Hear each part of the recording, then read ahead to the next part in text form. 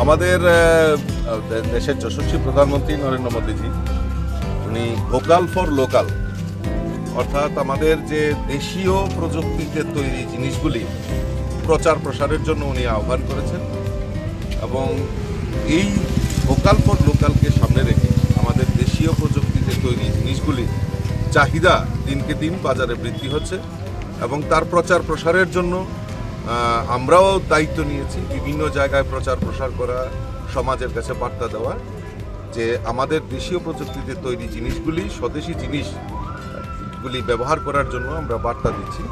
আজকে আমরা আমাদের নন্দননগরে আমাদের যে মৃৎশিল্পীরা রয়েছে, যে আমাদের আলোর উৎসব দীপাবলি উৎসব, এই দীপাবলি উৎসবে আমরা সবাই মাটির তৈরি যে প্রদীপ, সেই প্রদীপ ব্যবহারের জন্য আমি আপামর জনসাধারণের কাছে আহ্বান রাখছি।